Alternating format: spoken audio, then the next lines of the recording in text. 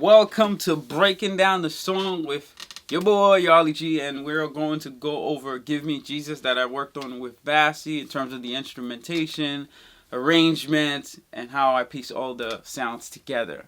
So no matter where I'm playing in the song, so it's always this note, right? You hearing that note right there?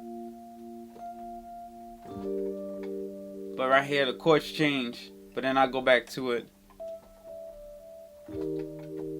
So I try to keep between these two notes at top of the voicings. It's just how I felt this song could have been rearranged from my interpretation and feelings. So the crazy thing that happened with this song is that I recorded it, right? With the video and everything. And then my Logic session got corrupted. I was just like, no. Why does this happen? I tried to do backup restores, the section got corrupted, and I could not find the file. But I had the original wave audio recording. So luckily, thank God, willingly, I had the whole full quality recording. I thank God that's telling me, listen, the take that you did at that point in time, that was the take. You don't need to modify it or change it. You need to use it exactly as is. So thank God I originally just had that. So let me let you hear the piano version of what that sounds like, right?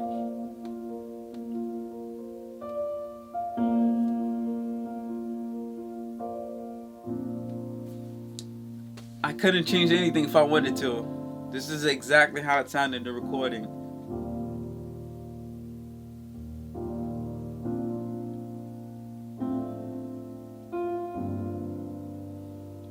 As you can see, it was just filled with a lot of emotions, at least for me. This is me. Like, I went into that song. All of me did.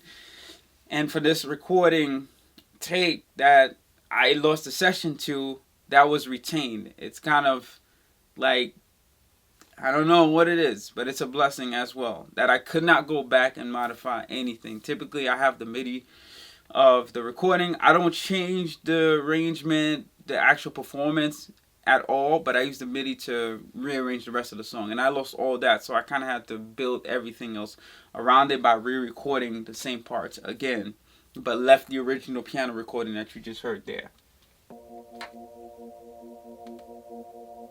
So that was the intro.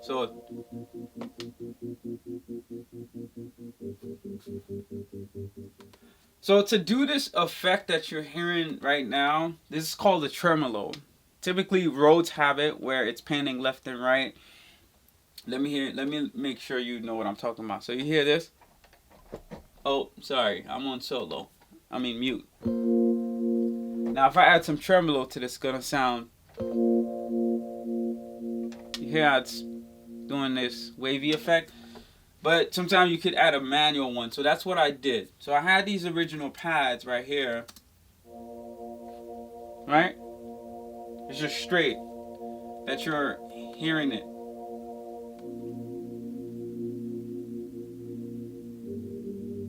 But now we add the tremolo into it, and then you're going to have that effect that I was just talking about.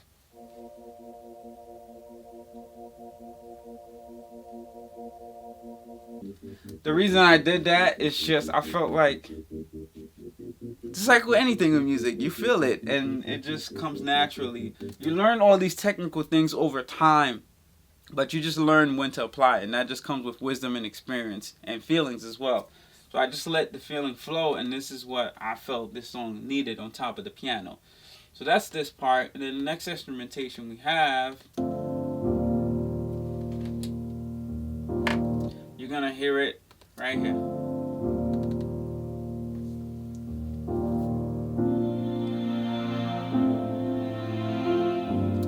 So for the strings, I wanted it to sound like a build when those parts come in. So I didn't have the strings coming throughout the entire song. It's not playing all throughout. It's just coming here and there. So as she's singing,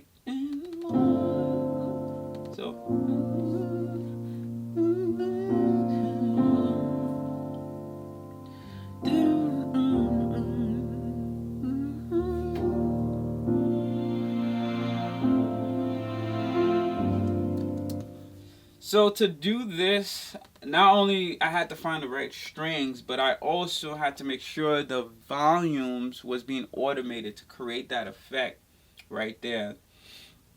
So I got these on automations actually. So what I did was I put all these into what they call a bus. A bus, you got to think about it. It's literally like a bus. So I'm putting these three instruments on a bus. You could think about it like a school bus. So these three instruments go on this school bus, and then I can control it together, right, on that school bus. So the volumes, if I bring up the volume on the bus, all of them go up, right, because they're all on that same school bus. That's the easiest way I can explain it. So I did that here.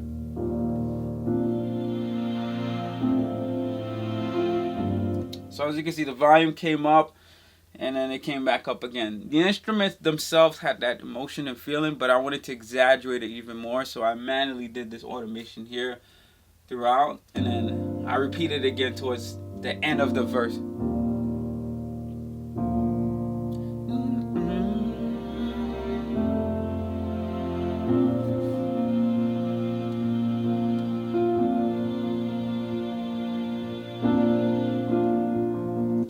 So it's not coming all throughout the entire song, it's just parts in there, because that's intentional. What I wanted the strings to do is just give you that emotional touch here and there throughout the entire song. This is just in the beginning. You hear that intensity string? That's just something that we do in the beginning to make it feel like, oh, it's about to go down, it's about to come, it needs to grab our attention. These are like intentional sounding and arrangements that we do throughout. I wasn't thinking about it at the time. It's just something you do so much, it becomes natural that this is what I need to do. So this is how this came about to be. Alright, let's get down to the good grungy part, the bass. The bass. I wanted it to feel dark, right? And have that touch to it.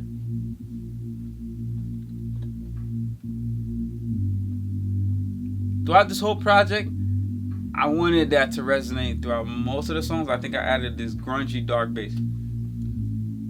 So let's hear that with her voice, actually, so you guys can know exactly what I'm talking about. So.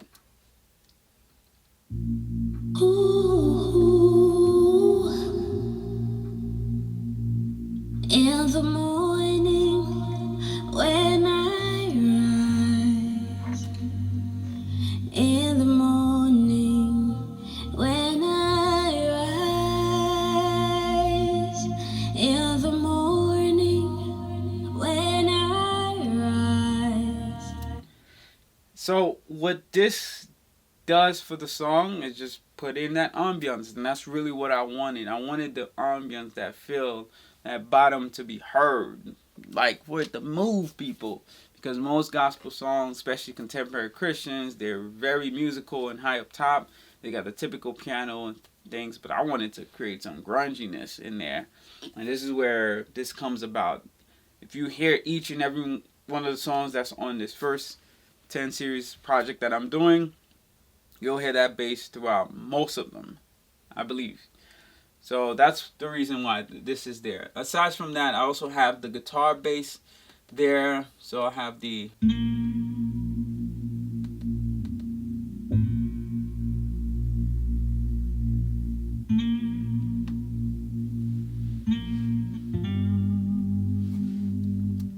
So this guitar bass right here,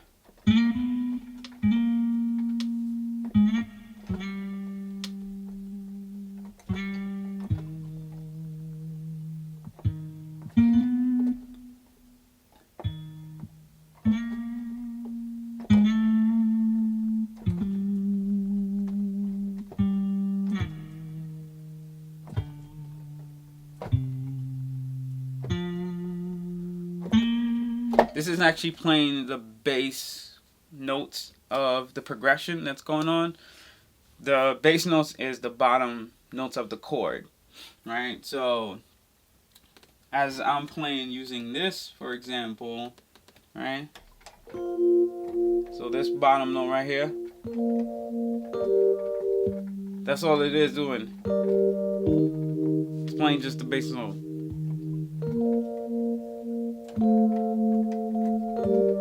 While the chorus is doing this thing, this bass is carrying out that low bottom feel to push everything through. So that's all this part was playing. And then other than that, in the chorus, I know I made it sound a bit more dramatic. These are like simple structures.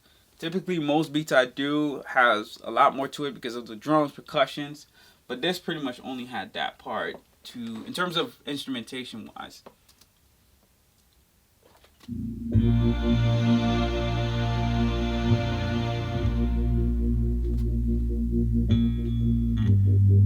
So this is the second half of the first verse. So this is everything together now.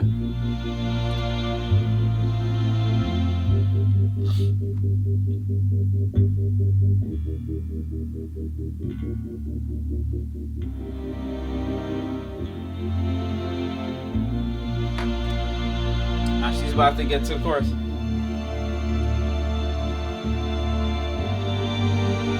Yeah, the strings are bigger now.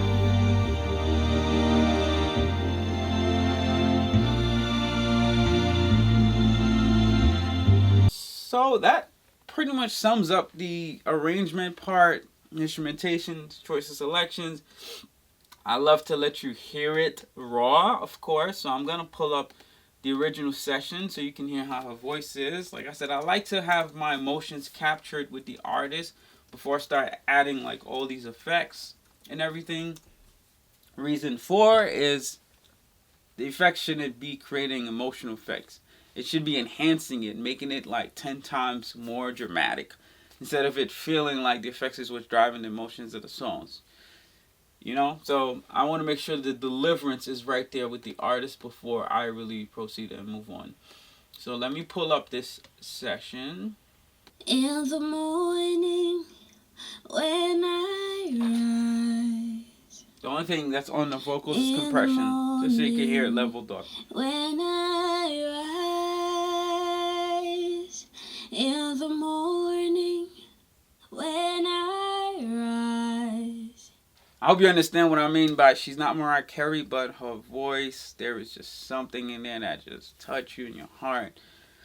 She's not hitting all these high crazy notes and riffs and everything. It's just all subtle and unique. And I appreciate that about her voice.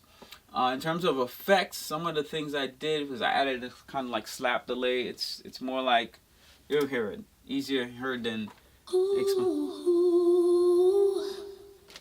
So it's like repeating, echoing like really fast. That's what that is. And I did that throughout the entire song as kind of like the scenery of the song. So it's all throughout. It's not automated. In the morning when. And of course we have our other delays which echoes the parts, right? In the morning. You hear that morning. And then to make that sound even more amazing, we put like a big reverb chamber on top of that echo, so it makes it sound like even more. In the morning when I. Now it sounds like really far away. So those are the small trickeries that I like to do with vocal mixing because I think it just brings that magic touch to a song. But she did an amazing job delivering this. Thank you, Jesus.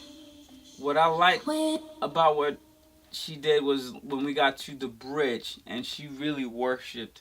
And I'm just going to play that part so you understand what I mean. You can have all this world, but give me Jesus.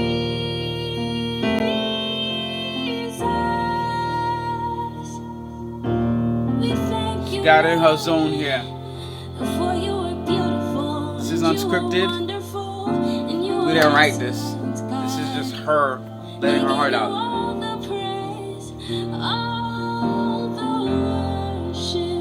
She did something to me right here. And I was like, dang, you know this perfectly.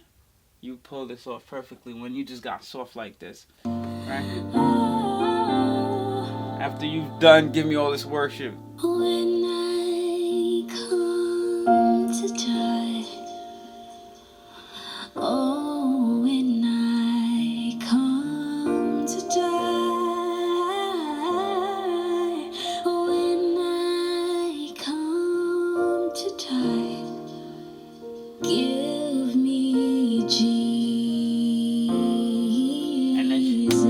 Now she about to take it all the way.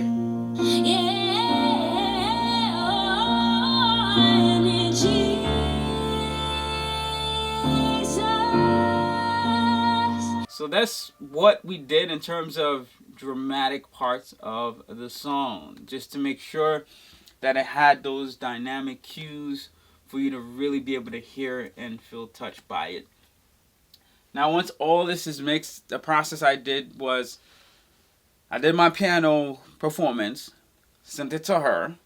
She recorded her takes. We went back and forth until her vocal delivery was right. She sent me back all the vocal stems, right? Those are the individual tracks, so I can actually mix down her vocals with the piano version. I did not go and do the full production right there and then because I wanted it to be based off of the piano version. If you can feel that with the simple instrument by itself, with her vocals, and it shines with those exact dynamics, highs and lows, then I knew that once I added the full production, it was just going to be that much bigger. So that was the next step of the process. And now once I mixed down the piano version, my original piano version performance with her vocals, then I extracted the vocals parts with the piano, and I built out the full production. So that was originally done in Pro Tools, the mixing with just the vocals and piano, and I extracted everything into Logic, because Logic is my tool of choice where I can build out all the instrumentations and full production. So I worked on it in there, and we nailed that down, and this is how all this like pieced together and came to be. Right? Added the bass, the strings, those cues that needed to be there. And if I play that last part where she was just singing right here, right?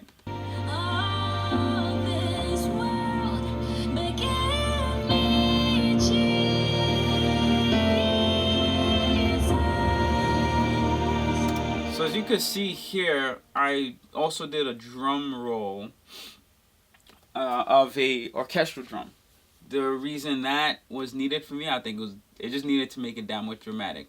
So I had a reverse kick to make the build up feel right? You gonna hear it?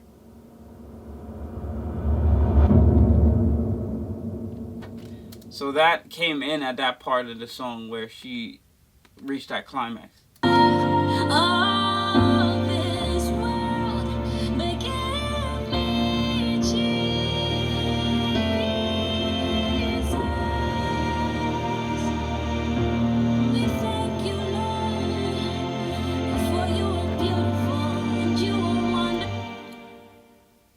And that was it. And then it got to the slow part, right?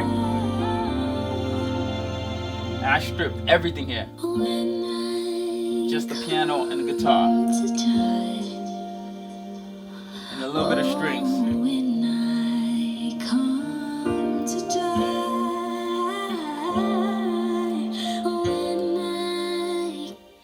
Once all this is all done, emotions it captures, instrumentations, arrangement is the final piece and touch. The mastering, which I'm going to briefly go over, right?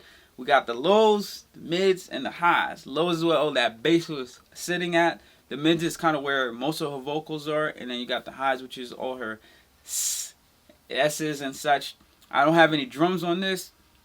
This is also where like your hi-hats and your cymbals sit at, the high range, right? It's where all that extra eerie frequency sits at. Make sure all those were well balanced. And then I EQ'd things that didn't need to be in the song that I felt was just creating extra noise to make it sound cleaner. And then lastly, we put a limiter on there to make it sound as loud as radio. So that way, from song to song, as you're hearing another song to this song, it feels like one whole transition. It doesn't disrupt you. You don't have to turn the volume up. The bass ain't too much or the bass is too little. It was just leveled off with everything else. And that was it for pretty much this song. I hope you found this insightful. If you're an inspiring producer, you took away something from this. If you're just a listener of music and you just was curious about the breakdown and process, I hope you now understand the series and steps that we go through to piecing a song together. For this song particularly, I did a different method that I'm usually not doing, right? Typically, I'm building out the track entirely, give it to the artist, we record it, and then I'll mix it down that way. But this song I had to record the piano version first, send that to the artist, then record it with them, then mix it with just the piano version, then extract the vocals out of that mix, just the vocal mix, and then build out the full production from that. And then I did all the mastering in there. Typically with mastering, we're sending out the 2-track, the left and the right, for the stereo, and we're mastering that. But this one I did it inside the production session with the vocals all in there. So in the production session, I was not touching the vocals. All the dynamic builds and effects, everything I needed to do is done in the vocal mix that I did with just the piano. So a different process than I typically do. So if you did find it insightful, share it with someone who you think this might touch and would just have a sense of curiosity of how we piece this all together. So peace and love. Trust in Jesus. Have an amazing one. Like, share, and subscribe. And I'll see y'all next time. Yeah!